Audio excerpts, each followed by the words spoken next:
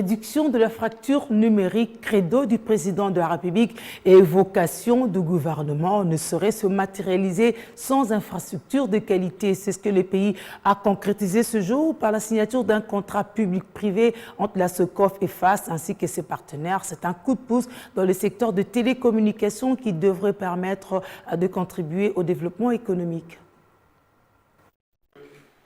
Conscient de l'impact des nouvelles technologies sur le développement du pays, le gouvernement congolais, à la suite de la conviction du chef de l'État de réduire la fracture numérique, tient à donner aux Congolais des services de qualité à bon prix et le socle, ce sont les infrastructures. Voilà qui explique la signature ce jour du contrat de partenariat public-privé entre l'État et une entreprise publique, la Société congolaise de fibre optique SOCOF, et d'autre part un opérateur privé, la société FAST Congo et ses partenaires Paratus et GBS qui renforcent les capacités du pays dans le domaine du numérique dans lequel il accuse un retard déconcertant.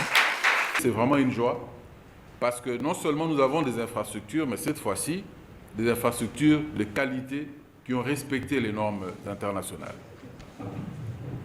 Bien entendu, ce n'est pas l'apothéose parce que le Congo est grand, mais c'est un pas de géant que nous avons fait.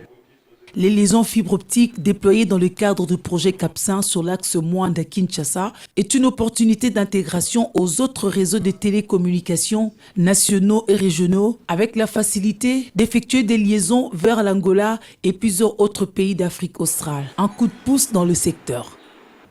Fort des expériences de Paratus Holdings et de Global Broadband Solutions, la naissance de Fast Congo dans le cadre de ce partenariat public-privé représente l'espoir de voir une évolution majeure et très rapide pour le numérique en République démocratique du Congo, faire du numérique le levier d'intégration, de bonne gouvernance, de croissance économique et de progrès social, propos de son Excellence, Monsieur le Président de la République, telle sera également la mission que Fast Congo s'assigne en RDC.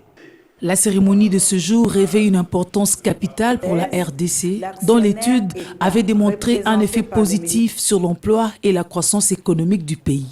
Le contrat d'affermage a suivi son cycle normal. Le contrat signé ce jour entre la SOCOF et FAST Congo s'inscrit dans la vision de son Excellence M. Félix Antoine Tshisekedi Tshilombo, qui tient à doter la République démocratique du Congo d'un réseau national d'infrastructures à fibre optique et en faire du numérique un des principaux leviers de développement économique et social de notre pays. Le lieu pour la Banque mondiale d'encourager le pays de Félix Tshisekedi et de réitérer son accompagnement dans le secteur.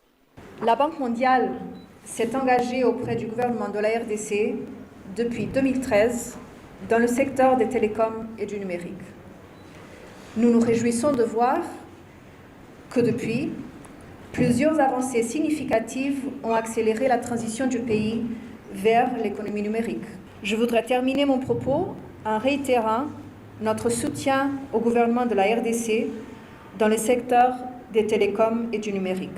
Fast Food, dans le tout prochain jour, devra suivre l'ensemble du processus de mise en route du projet et ses différentes étapes qui conduiront à la date d'entrée en vigueur ainsi qu'à la réunion de réalisation du projet, y compris l'installation des équipements actifs pour l'affermage effectif du réseau de fibre optique à la fin de cette année, sans oublier sa commercialisation et sa maintenance. Merci à vous, mesdames.